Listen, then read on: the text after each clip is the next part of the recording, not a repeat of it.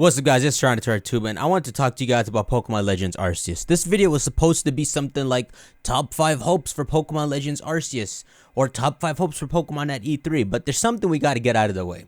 I'm going to show you in this video, so we're going to do it in the format of a top 5, and by the end of this list you're going to realize what kind of games you want this to be. I think this video is super important in the midst of everyone either underhyping this game or extremely overhyping it in the wrong department, and making people think some next crap's gonna happen in these games. So obviously with E3 around the corner, we're gonna get information on Legends Arceus within like the next 2 weeks. BDSP and Legends Arceus are coming out 2 months apart from each other. This is the start to it all. They're gonna show stuff. So here we go, here's our top 5. Now you're gonna expect certain things on this list.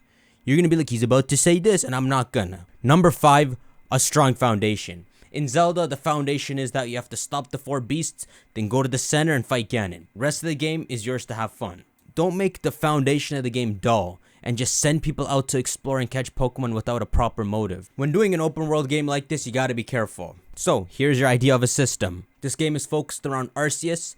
Make it so that there is a plate system in this game where you're trying to gather like 8 plates of Arceus that are scattered around the region. And when you get all 8, that's you getting the 4 beasts, and now you can go conclude the game, do the final thing. This will make sense as we go on. Number 4, the freaking huge one, overworld interaction. As you can see in this game, we don't go to a battle screen. It's like Zelda, except instead of you swinging your sword, you have your Pokemon beside us attacking. This is gonna merge with number 3 on the list, but the overworld needs to be super interactable. It can't just be this beautiful scenery and there's nothing to do. You've taken a lot of the work you put into the wild area, the free camera control you have in the wild area. You took notes from people making fun of the tree. You took a different approach to these graphics. They're a bit more saturated looking. Now that you have this overworld, make it so you can interact with it. You have to maximize that feeling that we're this player and exploring. Number 3, the next 3 are going to be gigantic ones on this list. Number 3, dungeons. So the foundation of this game should be plates. Arceus is the god Pokemon. We're gonna gather the plates. Professor will say something in the beginning of the game, give you your starter. Maybe there's like a quake and a mystery opens up about what's happening in the region, and now you're exploring the region. There are several approaches you can do to this. You can make it so you need 8 of these plates and they're guarded by feudals, and each of these plates are scattered around the region, and have these other 10 be like special dungeons that are optional to gather them. Or maybe all of the plates are dungeons, and when you get to the end, there's a feudal dude inside with no life just guarding it like a weirdo. But dungeons would be really cool. Now allow me to explain dungeons. Alright, you're gonna have to sit with me on this, man, because people are so stupid on the internet. People got no idea what these freaking games are supposed to be about. Let's reduce Pokemon down to 3 typings. Like, if you know some dumbasses on the internet, send this video to them and freaking get their mind out of the freaking garbage can. Let's reduce Pokemon down to 3 typings: fire, water, and grass. Perhaps early dungeons can be done by using your partner's fire, water, or grass attacks to solve something, like knocking something off a cliff to make a path. You command Cyndaquil to use it, and like shooting an arrow in an eye in Zelda, or Oshawott Rowlet, boom, simple puzzle solved. I'm taking you down a thought process here. But as you get further in the game, you need to have certain Pokemon on your party. So the limit to our party is 6 Pokemon. We saw it in the screenshot here. If your party limit is 6 with you choosing who to follow you and thus who can interact with the environment with you, maybe in the later dungeons you need to have a fighting type to move something, or a ground type to shake something up and reveal a path, a poison type to cross over toxic water in a dungeon. You could get to the dungeon early, but you can't do anything if you don't have the proper Pokemon. Now there'd be hints, and they would train you to think smart. They train your mindset to think out of the box with the first few like trial dungeons. Along with that, because that's very broad, there could be 2 typings that could do the same thing, that could more or less solve each puzzle, like a fighting type and a ground type, both being able to break rocks in the way. We're going to slowly transform this idea more and more. Number 2, bosses. There needs to be bosses. I was kidding when I said the feudal person thing. Remember, we're slowly transforming this. Let's say there are 8 plates to collect. There should be a boss. Either a feudal person who guards the plate as tradition, or an unnatural Pokemon that guards the plates and is extremely powerful, like an abnormally large Salamence. Imagine fighting a giant Salamence in a dungeon as the boss, and you gotta move around with your Pokemon and dodge. Might I add, there are buttons here that let you pick your moves, yes, but there are functions to do things like dodge and functions to hide behind something, as well as to just run away. Unless the player themselves has health as well, I imagine you taking damage would extend to the Pokemon that's in effect. And these bosses could get crazier as you get closer to the end, which is why I want bosses more than this feudal dude in an outfit guarding the plate. Like at the end of the rock plate dungeon, there could be this extremely giant Tyranitar boss, where you need to use the overworld to win. Attack the loose rocks on the ceiling to stun him, switch into a water grass type to deal damage, dodge his attacks, hide under something when he uses rock slide or earthquake, roll away to dodge his crunch and slash attacks when he gets close, and maybe near the end of his HP he has one last stand and dragon dances and takes the boss to a second stage before you finally beat him. Now to nail this together. Number 1, how stacked you are. You see where we are in the video? Everything before this is just to train your brain to think like this. This is where the real video begins. Number 1 is what's important in this video, and it's how stacked you are. So this is a way I came up with for making the overworld the way I think it'd be fun. So the first dungeon you do will be simplified, kind of like a trial. It would allow you to use fire, water, or grass like an introduction to solve the game, along with an introductory boss at the end, like a Staraptor pissed off at you. But after that dungeon, once the mystery of the game starts and you can explore, now you can uncover dungeons and explore the region, find hidden items, catch Pokemon and add them to your team. When I say how stacked you are, it means how do I separate a player at the start of this game from a player at the end of this game. 1 is the level of your Pokemon. Our partner Glade here is level 70 and probably gains experience from wild Pokemon, and then as well as potentially bosses like this. But that's a side piece. The main way I'm coming up with to separate someone from the start of the game to the end is in a different way. So, now to start fresh, alright? Forget everything we talked about. Now that your mindset's this way, let's do this. When you start the game and finish your first mini trial dungeon, this hypothetical interact with the environment feature I spoke about, your Pokemon should not be allowed to do that yet. Past that first trial dungeon, the second dungeon you go to should be one already shown on your map, and it depends on the starter you chose maybe. Probably something marked on the map by the professor for you, like a dungeon he says he saw nearby. It will be a fire dungeon if you picked Squirtle, a water dungeon if you picked Oshawott, and a grass dungeon for Rowlet. And when you enter this dungeon, I'll use fire as an example, all fire type Pokemon gain the ability to interact with the environment, but only within this dungeon. If you leave, they can't interact anymore.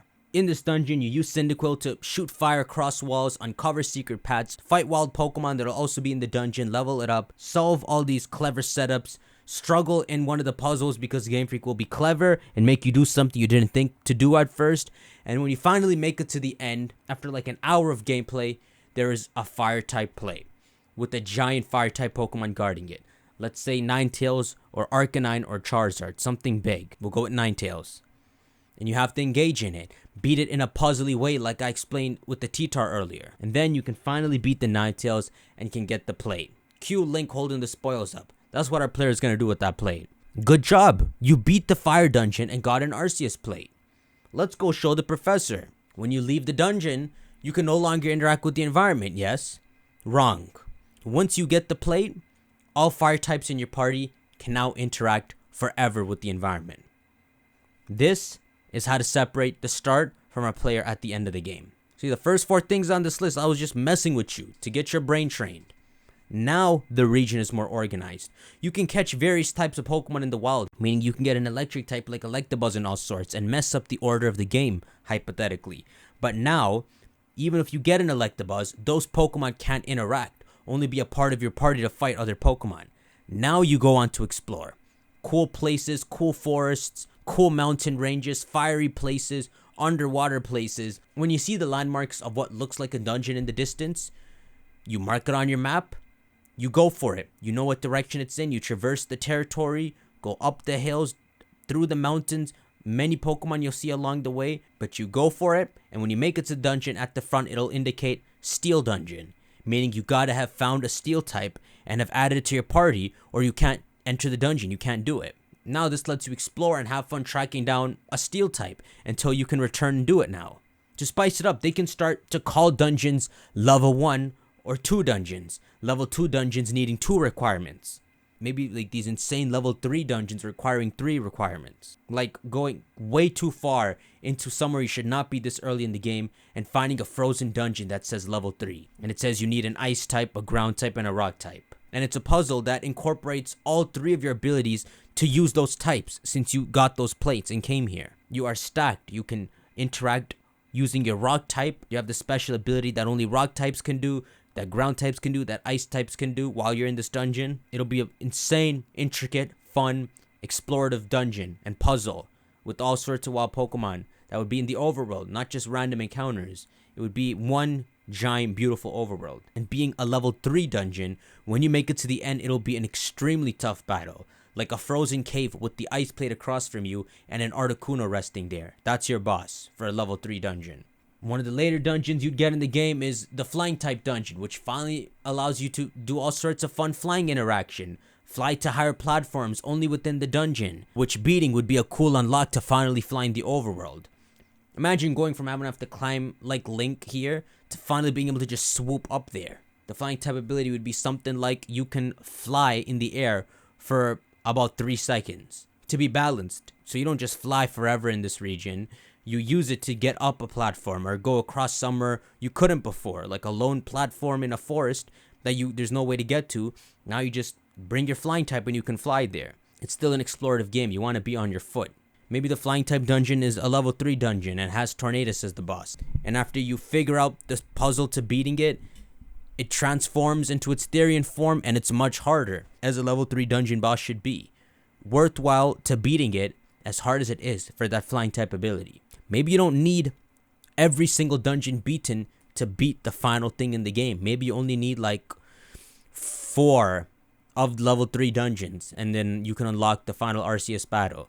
But picking and choosing which abilities you want, that's kind of open world and explorative. Anyhow, after the first dungeon, the second 3 dungeons would probably have to be fire, water, and grass in whichever order you want. They'd be level 1 dungeons, just because, you know, it'd be hard for Game Freak otherwise. And since our starter Pokemon is one of these 3 types, just get these 3 out of the way early. Maybe they're like the only level 1 dungeons in the whole game. But something cool will be gained by the time you beat all 3. The ability to cross small bodies of water now. Maybe you can surf for like 5 seconds. You know, a higher unlock to surf further distances. The ability to cut trees in the way with your grass. The ability to cross fiery entrances to locations with fire. They'd probably be the only stage 1 dungeons in the game. The rest requiring more than one type for the puzzle. One person would go in the fire dungeon with their Cyndaquil. Another would go in the fire dungeon with their Oshawott, but also like a Magmar they caught.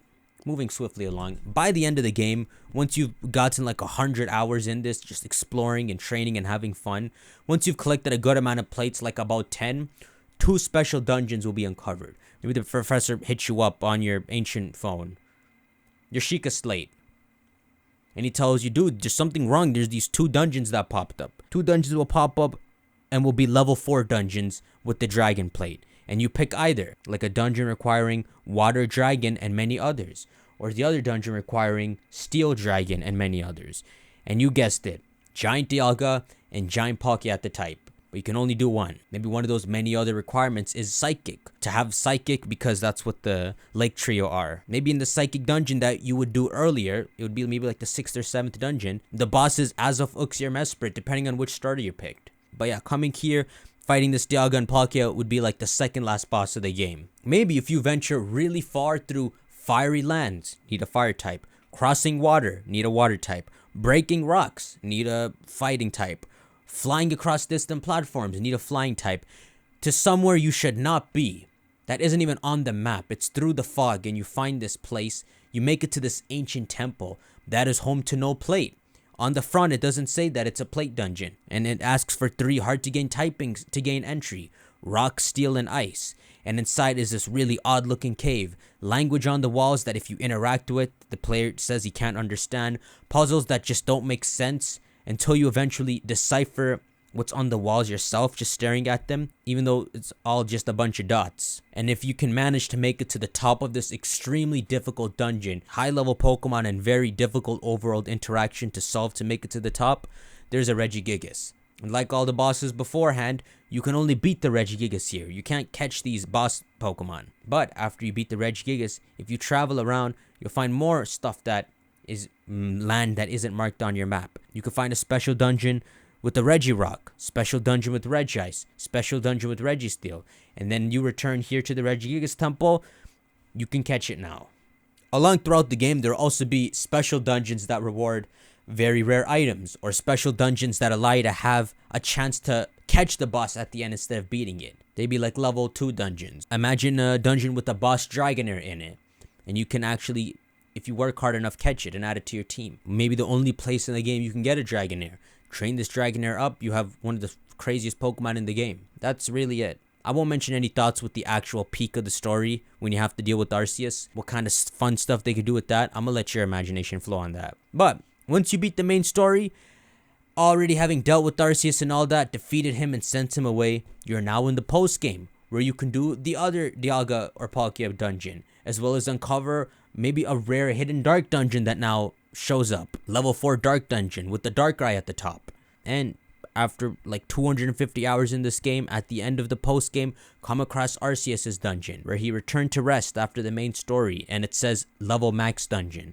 A dungeon that requires the 6 hardest to obtain plates to enter, and maybe even requires all 18 plates in your bag, even if you only have 6 active Pokemon in your party.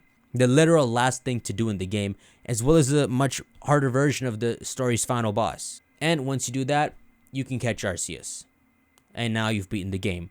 Who is a cheat code once you do catch him, as he can do everything despite being one Pokemon in your party. He can use all 18 plates, interact with every obstacle in the game, fly, surf, break rocks, dig under to a secret passage, cross magma, earthquake, enter toxic areas, freeze water to travel past further distances in the water. After all, he's the 18 typed Pokemon.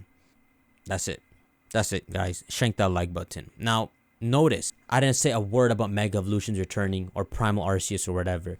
And that's not even on your mind right now. And I'm the advocate yelling at Game Freak to do that in the main series games.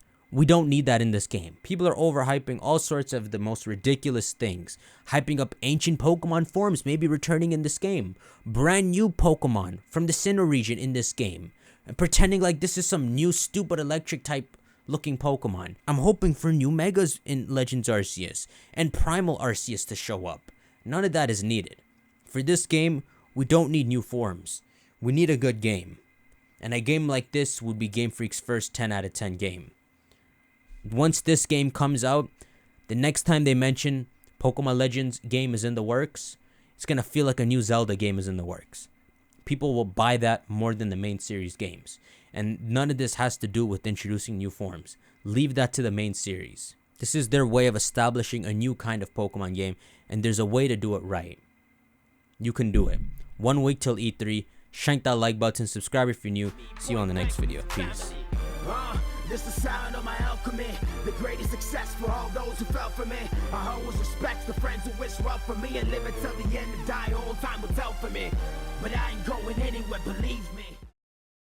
People are poking at straws trying to defend Game Freak against the argument that they're inspired by Zelda, and these are Zelda Breath of the Wild inspired games. You know, they're saying the covers, they've done it before on Mystery Dungeon. These are Zelda inspired games. Stop defending it, because that is a good thing.